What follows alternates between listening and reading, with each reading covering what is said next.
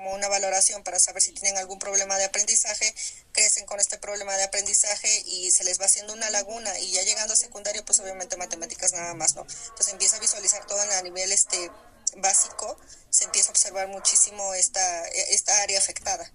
Ok. Entonces, justamente del diagnóstico que podríamos decir de una persona que sufre discalculia, ¿cómo sería? ¿Cómo sería el diagnóstico que se debe de realizar? ¿O como cuándo se tendría que empezar a es candidato a hacer un diagnóstico? Lo que son docentes de grupo no pueden hacer el diagnóstico, ni siquiera un psicólogo educativo.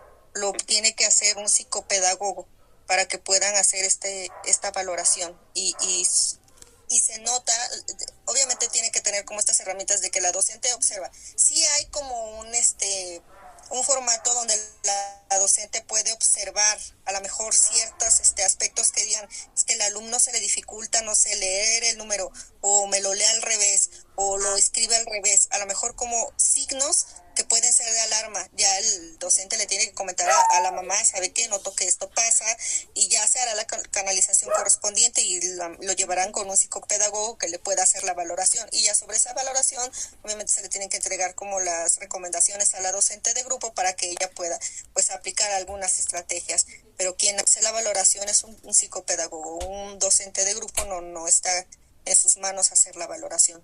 Como digo, solo puede ver ciertos aspectos y decir, ok, puede que el alumno tenga ahí un problema de aprendizaje que tenga que ser atendido.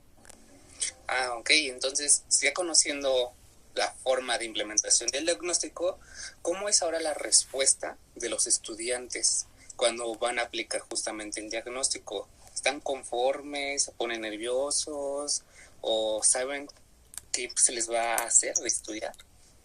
Pues se les tiene que explicar, ¿no? O sea, desde que un docente lo observa y habla con el papá tiene que, o mamá tiene que hablar con el pequeño de que se va a llevar una valoración, para que esto siempre con, con el fin de decirle, es que se te va a apoyar, es que entonces lo vas a ver diferente, ya no se te va a complicar tanto, ¿no? Como que esta motivación, no verlo como catastrófico. O sea, los papás, la mayoría es que decían que cuando tú sabes que tu pequeño ya viene con una malformación, o no sé, síndrome de Down, que ya desde que nace ves que tiene síndrome de Down, pero cuando a los papás les dan diagnósticos, cuando sus hijos nacen sanos y les dan el diagnóstico cuando tienen 3, 4 años, para ellos es un duelo más fuerte porque no lo esperaban, ¿no?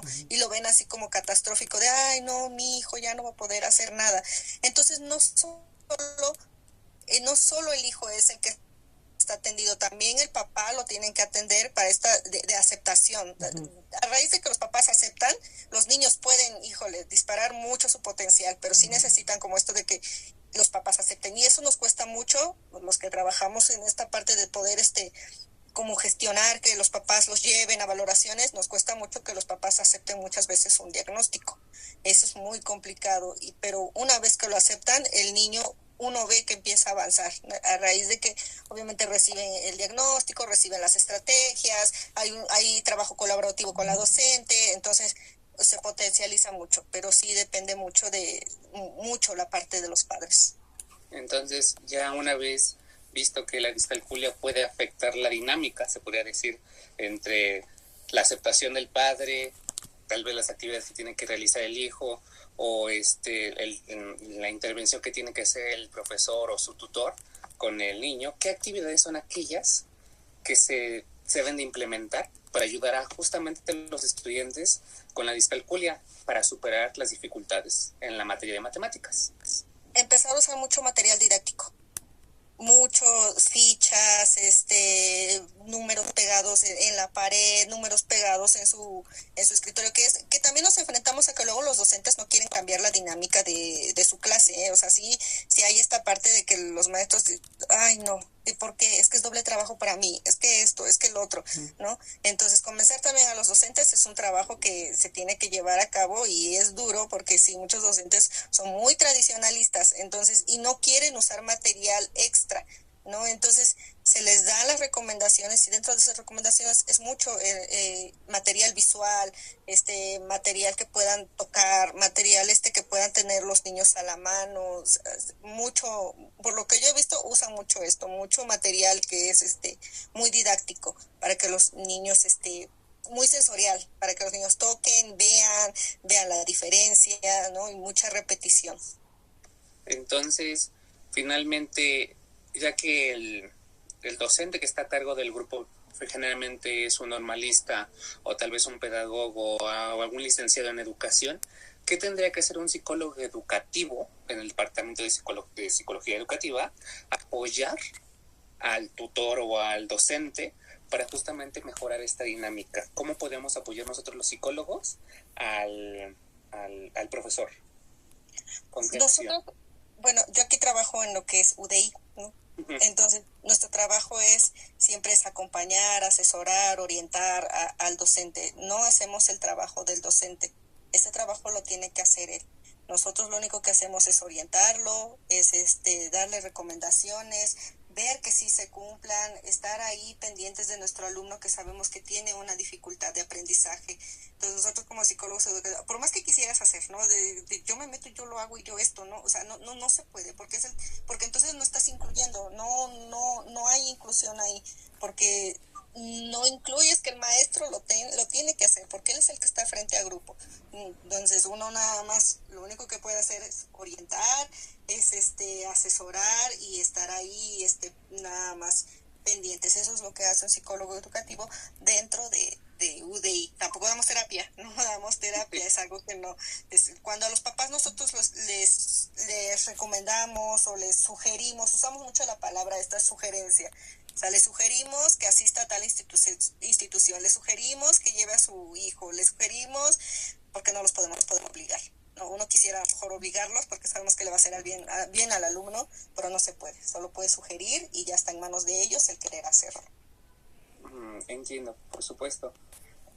Entonces, un psicólogo educativo, siendo gran lo que abarca la educación para los estudiantes hoy en día y más en la escuela mexicana, los psicólogos educativos tendrían que tener también un estudio o una formación para detectar justamente esta problemática en la discalculia, específicamente.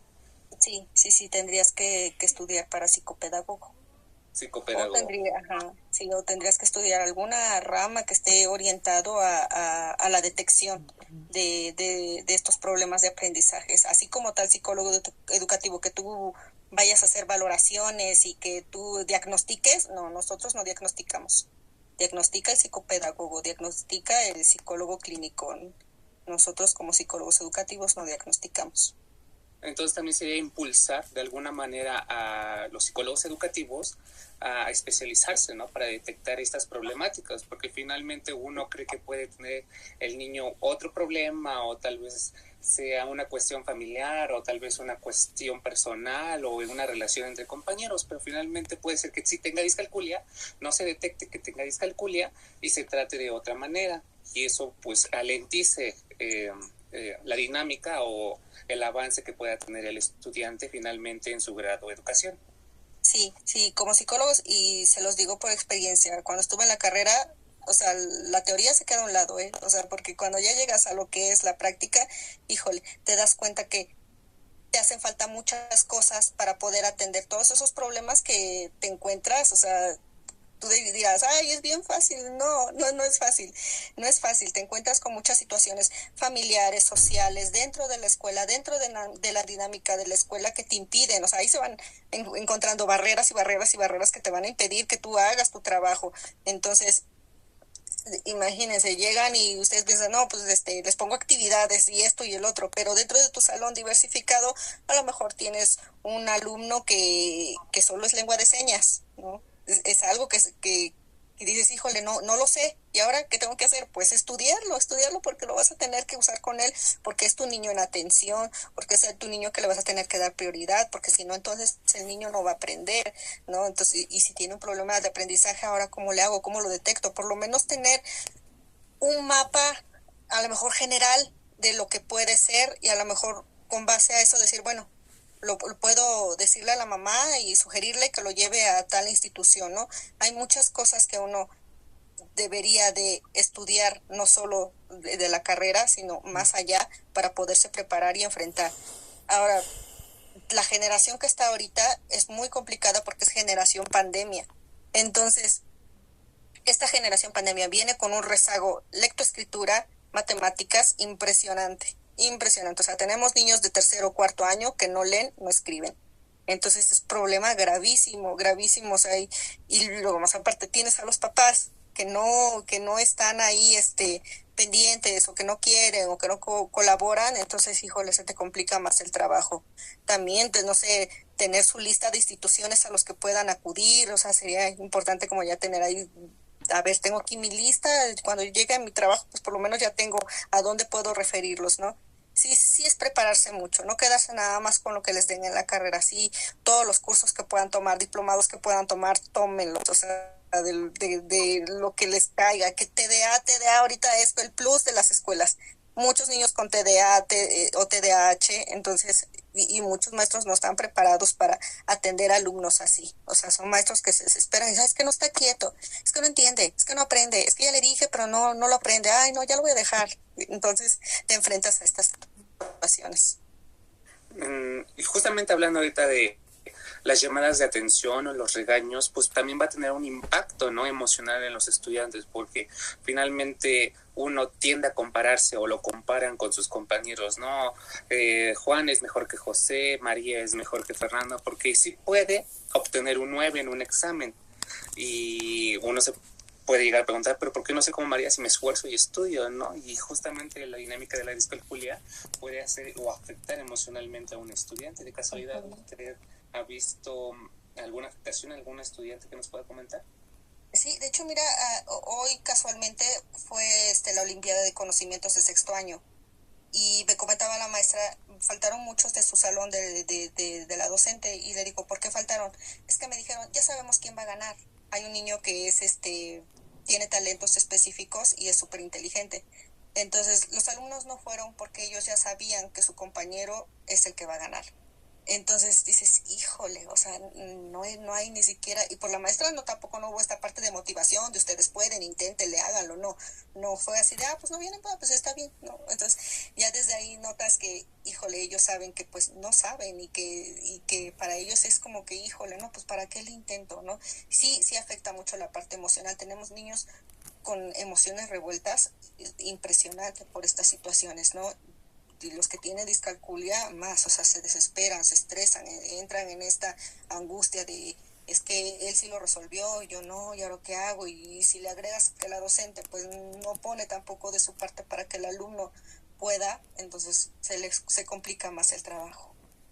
Ok, entonces justamente también hay un impacto, ¿no?, con las familias, con el contexto de que las matemáticas es importante. En esta vida te dicen, van a usar las matemáticas, tal vez no como las enseñan en escuela, pero lo vas a tener que implementar, ¿no? Las operaciones básicas, suma, resta, multiplicación, ¿no?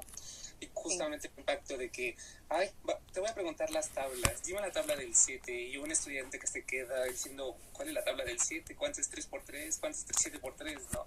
Y entonces esta carga que se le hace justamente al estudiante llega a afectar justamente tal vez un estado emocional, también la dinámica de la familia, y también usted podría decir que puede en el futuro, justamente con estas problemáticas, restringirse como uno propio de estudiante, estudiar una licenciatura basada en matemáticas.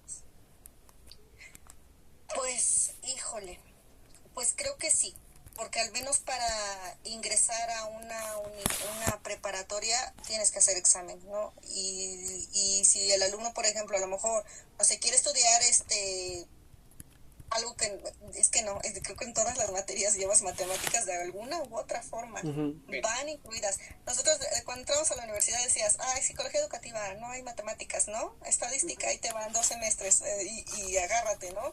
Y había alumnos que, híjole, lo reprobaban y lo volvían a hacer y lo reprobaban y lo volvían a hacer, ¿no? Entonces, o sea, donde te metas va a haber matemáticas, en tu vida va a haber matemáticas y tienes que saberlas, porque entonces no, si no, nada más no. Digo, sí existe la calculadora, el celular, pero también estamos de acuerdo que hay distintas dinámicas de familia donde los padres también económicamente no está bien, entonces tampoco es que tengan acceso a, porque eso es otra cosa que te enfrentas, ¿no? En las escuelas, que los alumnos no vienen con el material completo, que los papás no los mandan con las cosas que necesitan para poder tomar sus clases, entonces las necesitan sí o sí. entendemos, sí, justamente abarcar la discalculia en México, nuestras investigaciones que hemos tratado de buscar información, sí hemos estado un poco cortos porque no es un tema de gran importancia, porque sí se les da la importancia a aquellos estudiantes que tienen algún trastorno de atención o de hiperactividad, sí, hay estudios, hay escuelas, hay más, pero también hay otras afectaciones que justamente no atendemos, como la discalculia, porque eso nos llamó la atención. Muchos de nuestros compañeros están trabajando pues parecidamente en sus proyectos finales y nosotros somos como que los únicos que nos metimos en las matemáticas, porque sí creemos que puede tener un impacto finalmente en la toma de decisiones, ¿no? Ay, tendré que estudiar, pero ¿qué estudio? Pues psicología.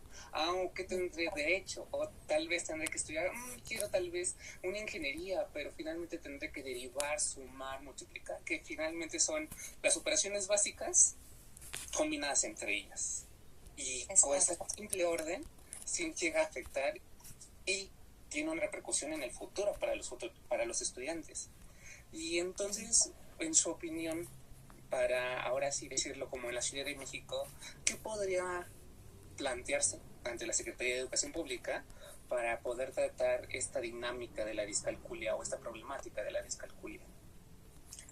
Yo creo que debería preparar a los docentes desde ahí, porque cada sexenio nos cambian los planes, los programas para enseñar a los alumnos y no hay una preparación, o sea, es de ahí te va, ahora es por proyectos y hazle como tú puedas y de verdad, o sea, dentro de campo te das cuenta que los docentes no saben ni lo que están haciendo y obviamente se les entiende por qué, porque no los prepararon para, entonces ellos dicen pues voy a dar lo más fácil, que no lleve matemáticas, no voy a hacer el proyecto mejor de humanidad, no sé, a lo mejor de lenguajes, pero no voy a llevar matemáticas. ¿Por qué? Porque se nos dificulta más en todos los proyectos, ya no son, ahorita que estamos trabajando por proyectos, no van orientados mucho a las matemáticas, sino más a lo social, ¿no?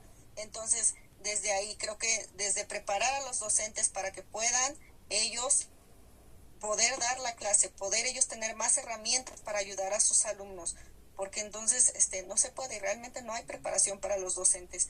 O sea, obtienes tu plaza y ya ahí vas, ¿no? Y no es que ellos digan, pues para tales fechas o antes de entrar a clases o no sé, o un año antes de implementar el nuevo programa educativo, vamos a preparar a los docentes para que puedan llevar a cabo bien su labor con los alumnos. Creo que desde ahí habría un cambio, desde preparar a los maestros, porque ellos también ya llegan con el pesimismo de pues no le entiendo qué es lo que quieren, pues voy a hacerle como yo pueda.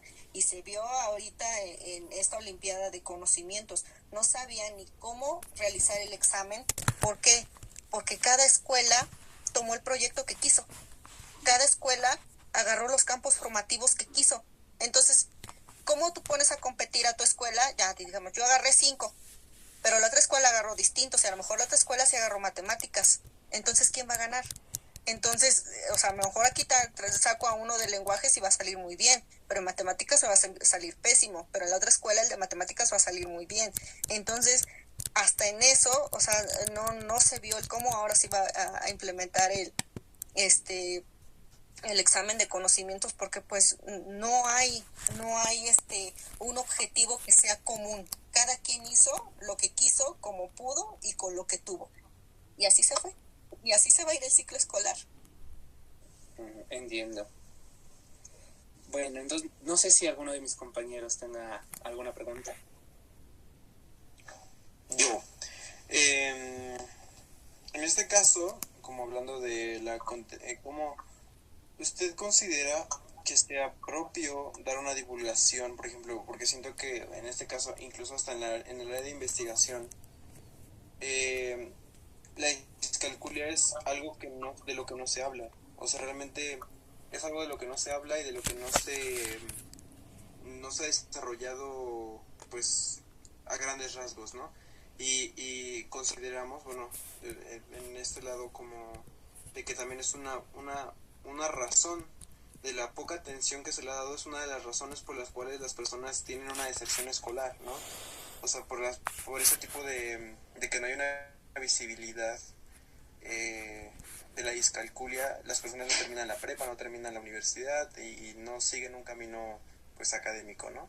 Entonces, en este caso, ¿usted qué tipo de acciones considera propias para darle como una visibilidad dentro pues obviamente del ambiente educativo, áulico y pues escolar, para que pues la discalculia sea algo un poquito más visto o atendido?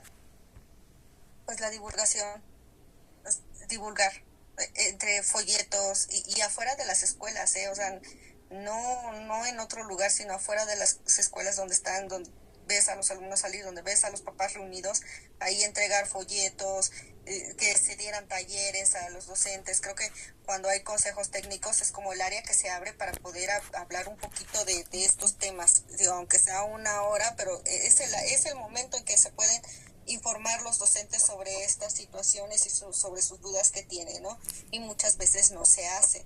Estos hacen como que trabajan en el consejo técnico, pero no se informan más, ¿no? Porque no hay, o sea, como ustedes dicen, no hay como esta divulgación, no hay como esta información que se pueda reproducir, que puedan tener a la mano los docentes, ¿no? Entonces, a veces eso también nos toca como psicólogos educativos, dar esta información, hacer los trípticos y repartirlos ahí en consejo técnico, ¿no? A lo mejor lo agarran y lo guardan en su mochila, a lo mejor en algún momento lo agarran y lo leen, ¿no? Pero dices, bueno, ya estoy haciendo algo, ya lo estoy implementando, entonces es hacer algo.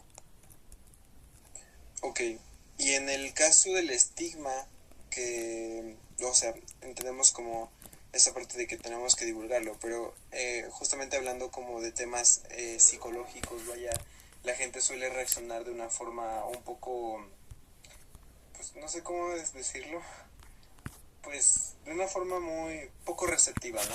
Cuando, por ejemplo, usted mencionaba, en el caso de los padres, cuando tú le das como un diagnóstico a un padre, la forma en la que pues suelen reaccionar es como pues muy, pues asustan, vaya, ¿no? Entonces, en este caso, ¿qué acciones, porque no sé si usted haya tenido algún caso de discalculia, y si es así, pues no sé si nos pueda comentar de este caso, cómo usted lo ha abordado, o sea, o cree que sería una forma óptima de abordar este tema, porque pues claramente muchas personas cuando crecen y pues no están como, no tienen una buena relación con las matemáticas, pues se les estigma como de tontas o burros o ignorantes, etcétera, ¿no? Uh-huh. Sí, sí, mira, con los papás siempre nos enfocamos mucho en esta parte de que el alumno tiene sí o sí que recibir el apoyo de papá y mamá. Y de que papá y mamá son los que tienen que primero aceptarlos antes que el alumno. Y apenas en un taller justo estábamos hablando de esto, de qué sentían cuando les daban el diagnóstico. Y decía una mamá, yo o agarro el toro por los cuernos o mi hijo se hunde. Entonces, dice, lo que tengo que hacer es hacer eso. Y hay papás que lo ven como que, híjole, es que yo estaba en la oscuridad y ya cuando me dijeron que tenía, fue como una lamparita que iba alumbrando, ¿no? Ya por lo menos sabía para dónde ir, ¿no? Y hay papás que dicen, no, pues es que no, mi hijo no es así. Entonces, estos talleres para padres dan para mucho, para que los otros papás se den cuenta que no son los únicos. Desde ahí, no soy el único que está pasando por esto, mi hijo no es el único y hay más papás y entonces los talleres con papás que tengan hijos, que tengan algún problema específico de aprendizaje o alguna otra condición, dan mucho fruto. Hacer talleres para papás, y digo, creo que en la universidad se presta también para abrir un taller e invitar, ¿no? A colonias aledañas, ¿no? Y empezar desde ahí, con talleres con papás para que ellos vean que no son los únicos, que sus hijos no son los únicos y que hay historias de éxito con personas que han tenido algún problema de aprendizaje. Vale, gracias. Por mi parte es todo. Bueno, buenas noches, perdón, yo solo por último, mencionaba esta parte del diagnóstico, que no lo vamos a hacer nosotros ni profesores ni psicólogos educativos, y que se tiene que canalizar. Esta parte de canalizar al alumno parece ser que es una cuestión particular que depende factor socioeconómico muchas veces de los propios padres y del alumno de poder darle un tratamiento. Cuando no existe esta atención particular, ¿qué se puede hacer en estos casos? ¿Se puede atender la discalculia de una manera general para tal vez no centrarnos en el sujeto, en el alumno tal cual, sino tal vez dar herramientas en el aula para que todos los niños en general puedan abordar sus propias su propio ritmo de aprendizaje, sin que sea algo particular, sin que tenga que haber una inversión de tiempo extra, tal vez por parte de los padres, por parte del alumno y también por parte de los profesores? Sí, ahí lo trabajas mucho con los maestros, en cambiar un poquito su planeación. Y es algo a lo que te enfrentas también, ¿no? O sea, a ellos les cuesta mucho cambiar la planeación. Entonces, si es como dentro de tu planeación, ajá, vas a cambiar esto dirigido sí a tu alumno que tiene el problema específico, pero en general a todos. O sea, lo das a todos, pero va específicamente dirigido a él. Entonces, a lo mejor una actividad de matemáticas donde tengan que ver tablas de multiplicar, pues a todos les voy a pedir sus llaveros de tablas de multiplicar. A todos les voy a pedir que me traigan sus números para armar las tablas de multiplicar. Con todos voy a jugar la ruleta de tablas de multiplicar, ¿no? Como que darle opciones al docente. Y a veces ellos no lo buscan, entonces lo tienes que buscar tú y tú dárselo. Mire, maestro, esto puede usarlo, esto puede, dígame, ¿qué va a haber la siguiente semana? Ah, pues mire, le traje este material, pueden usar esto los alumnos. Tienes que estar todo el tiempo ahí, o sea, tratando de que ellos hagan el trabajo y de que cambien un poquito la dinámica, solo así. Ahora, algo para aclarar nada más. Cuando tú los canalizas, tú no los canalizas, tú das la sugerencia y tú escribes, junto con la docente de grupo, escriben el tal alumno, dentro del aula, primero lo positivo, es un alumno que sí participa, primero lo positivo, ya después te centras en el problema que tiene el alumno. La director de la escuela, es quien tiene que sellar y firmar y mandar y darle ese documento membretado a la madre y padre de familia para que ellos lo lleven a la institución que nosotros creamos conveniente, donde lo pueden ayudar. Entonces tú solo haces como tu observación o firmas tú, quien firma es el director. Ok, de acuerdo. Perfecto. Creo que sí. Muchas gracias. Bueno, ¿alguien más, compañeros? Bueno, en realidad esa sería entonces yo creo que toda la entrevista. Le agradecemos mucho por su tiempo, por su participación en esta entrevista. Fueron muy buenas las respuestas y muy enriquecedoras para nuestra investigación en este momento. Qué bueno, mucho éxito y no lo dejen. No, sí, muchas gracias. Muchas gracias. Hasta luego. Hasta luego. Hasta luego. Hasta luego, buena noche. Buenas Gracias. noches. Hasta luego.